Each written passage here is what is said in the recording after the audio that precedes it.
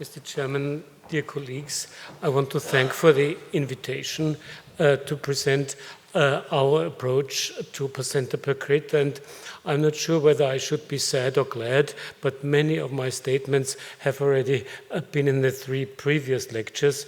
So this facilitates it for me to really concentrate on our model, how we deal with it. And to start with, we have a very operative, very surgical approach with a very high percentage of hysterectomies.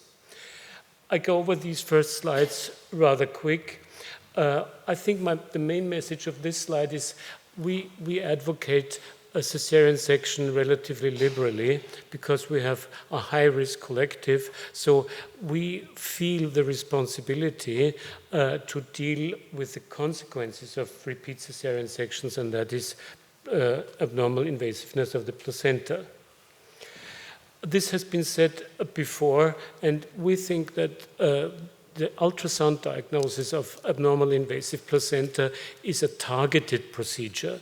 We know who will be the patient who has placenta percreta, as it has been said, previous cesarean sections. This is our target population, and if we screen them well, we will filter out the majority of all percretas. There are placenta percreta without cesarean section, as has been said, previous embolization of fibromyomas or uterine surgery and IVF. This is a case that came to our department as an emergency. She did not have cesarean section. She was a primigravid woman, but she had here you see well the abnormal vessels on the fundus of the uterus where the myoma was taken out. She had a classical abnormal invasion of the placenta, and here you see the vessels which cross over. I think this is one detail.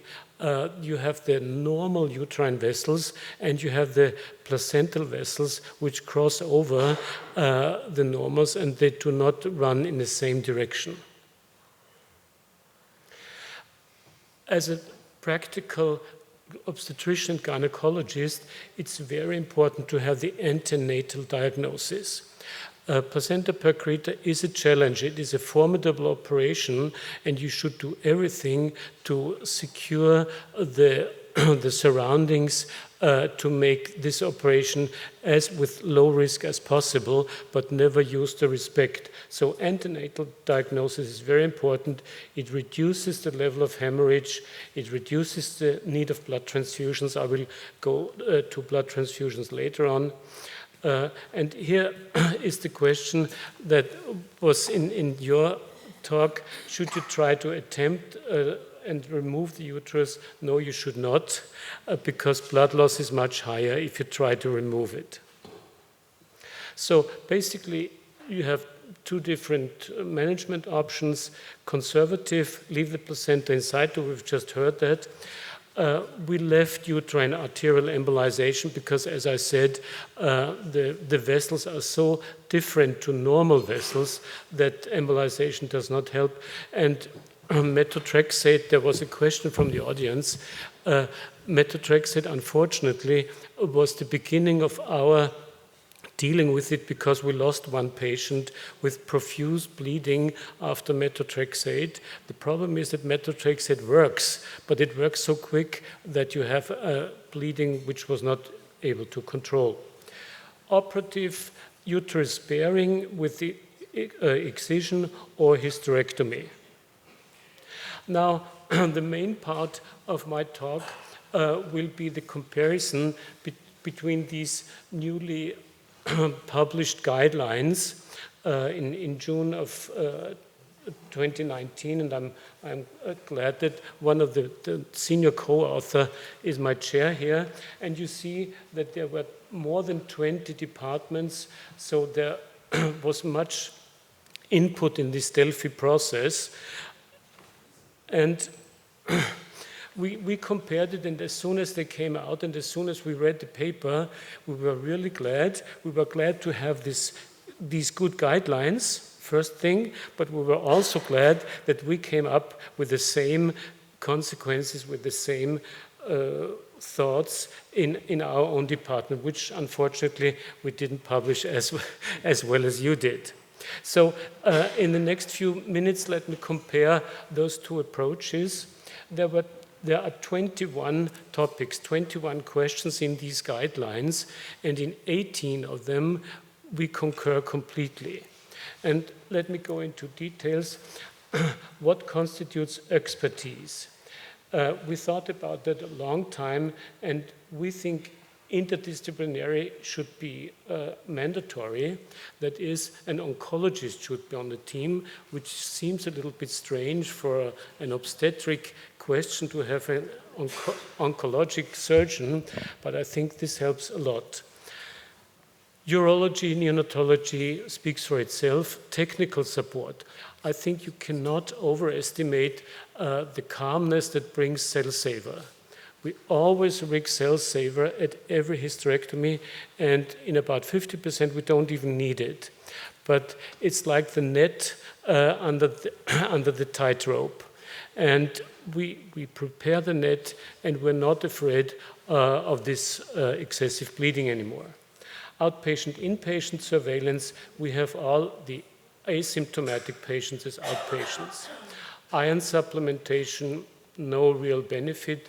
Gestational age is an important question. We try to reach 34 weeks of gestation because the prematurity, often this is the last baby of this woman because we do a hysterectomy in a high percentage. So we want to give the baby the benefit of a long gestation. Corticosteroids, yes, we do use corticosteroids after 34 weeks.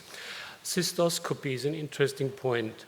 We did cystoscopy, and of course, one sees the bulging, you see the vessels in the mucosa, but it doesn't really help to determine how is the depth of the infiltration, if any, because this is a good question. Is there any invasion of the placenta into the bladder? And our basic assumption is that placenta percreta respects the boundaries of the organs. It usually respects the boundaries of the serosa. And in the pictures of this publication, you always see this serosa lining. Ureteric stent, this is one point where an oncologic surgeon, of course, helps because this is his daily routine to search for the ureters, and we always prepare the ureters. We always put a sling of a vessel loop around it. So this, for an experienced surgeon, is no problem at all without any ureteric stent because there are potential risks to put them in. Balloon catheter in pelvic arteries, yes, we tried that too and talked to our interventional radiologists, but they, of course, said one sentence which immediately made sense. These are young patients. They have healthy blood vessels, and in a very short time, the blood vessel has the ability to become much larger than the balloon, and the blood goes on all sides. So we do not use routine balloon catheter. Maternal position during surgery is clear. You have to determine the blood loss through the vagina, and there's another small point which I will mention later. So you have to have access to the vagina and see how much is the blood loss and to manipulate with the uterus a little bit. Upper segment uterine incision, we've seen it on these good videos that usually the placenta, of course, is in the lower segment because it's the placenta previa. So we do perform an upper segment uterine incision to avoid the transection of the placenta. No oxytocin, as it was discussed just a few minutes ago. Intrapartum clinical diagnosis. This is, I think, a very important point. We have a very experienced sonographer.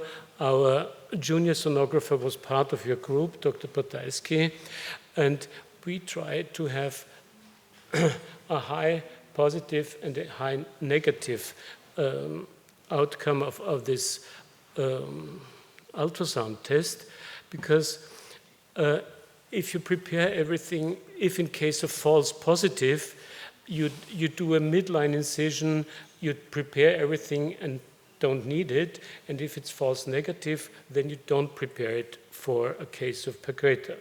So the interpartum clinical diagnosis is usually just a confirmation of a prenatal diagnosis, and I will go into detail what we do. Adjuvant therapies, methotrexate is an absolute no-no, and arterial embolization with question mark. Local surgical resection, yes, for few and selected cases, if it's more in the old nomenclature, an accreta or increta, but not the percreta. Subtotal versus total hysterectomy. This has been a topic of long discussion. I think if there is the slightest suspicion that the cervix is invaded, then you should in any case do a total hysterectomy, because then you have a really difficult to deal with bleeding from the cervix itself. And by the way, the fear of the bladder invasion and the spot of the bladder invasion is much higher than the cervix anyway. So you have to deal with this sweet spot or soft spot where the bladder is potentially invaded anyway, even if you do a subtotal hysterectomy and leave the cervix in. So the most difficult part of the operation, you cannot spare it. Planned or delayed hysterectomy, we've just heard that the danger of delayed hysterectomy is the infection, is the bleeding, and the planned delayed hysterectomy actually doesn't make any sense. Treatment of life-threatening hemorrhage, be quick. Do a quick hysterectomy, because you lose a lot of time if you try to ligate even the iliac arteries. You lose a lot of time if you do a balloon. So you have to be prepared to do an emergency hysterectomy. And I will go into some small details how you may be prepared. Further pregnancies. That is a question, but the typical patient with AIP is a patient with at least 2, usually 3 children, and this baby you deliver is maybe her 3rd or her 4th baby, and she has 2 or 3 cesarean sections. She maybe had a DNC, she maybe had a myomectomy, and we've often heard the sentence, "I've had so much trouble with my uterus. I'm glad that I have 3 healthy children. Please take it out." So what are the conflicting issues between our model and the model from the ISAIP? Vertical midline versus transverse skin incision. We have the impression that both the abdominal wall and the skin heals much better in a midline incision, and it gives you a much better exposure of the uterus. It gives you much better exposure of the ureters. And if you suture it with nice material, 3-0, then there's no cosmetic adverse effect, no mutilation in the sense of cosmetics. Routine intraoperative ultrasound, we try to do as precise a preoperative ultrasound as possible, and it would consume too much time to do an intraoperative ultrasound. Expectant management versus surgical approach. The secondary hemorrhage and the secondary infections are too much of a threat to even risk it. So surgery is comprised out of many small steps, and that's maybe also one reason why we couldn't publish it, because it's just the sum of a number of small steps. we find it very important to have a good audit between the sonographer and the surgeon. We are there, we look at the patient real time, we see the feeding vessels, and we know exactly where to do the uterotomy. A sign-in procedure with the anesthesia is very important. We start with spinal anesthesia. The patient is awake, she sees her baby, we start with spinal anesthesia, and then go through a thorough assessment of the site with the patient awake, with the spinal anesthesia in place, and only then we take the final decision for hysterectomy, and then she goes into general anesthesia. Sometimes we use a central venous catheter. We always have the cell salvage kit, even if we don't need it. We have 2 units of packed cells in the theater. And one small thing, we put an iodine swab in the posterior fornix. And you can move this swab with the forceps, and then you know where you are, where is the posterior fornix, where's the cervix, because if you really have a large placenta with a cervical involvement, you don't even feel where the cervix is. So this little swab helps a lot. We do the same longitudinal incision of the uterus. Sometimes we deliver the baby as a breech presentation, because if the baby is in normal cephalic presentation, you don't get to the head of the baby, so we just deliver it as a false breech presentation, so to say. We think that tracing the ureters is very important because we take a vessel loop, we dissect the ureter and push it aside as in a Wertheim's radical operation, so that the bladder is well exposed and the ureters are pushed aside. We fill the bladder with saline to see where the top of the bladder is, but the dissection of this bladder recess is the last step. You have to abstain from your activity to want to to dissect the bladder. You have to dissect everything first, and only then, if the uterine arteries are clamped, if the parametria are clamped, only then you go to the bladder, because if there is a bleeding, you have the uterine artery already clamped. And as I said, the most difficult part of the bladder involvement is the superior part, so it doesn't really help to plan a subtotal hysterectomy, because it doesn't really help you. You have to deal with this sweet spot anyway. So, the summary, many of these sentences were already said. I think the majority of issues are solved with this new guideline. Thank you to the team. I think this is the place from where you take it in the future. With a little pride, we may say that the devoted team comes up with very similar conclusions.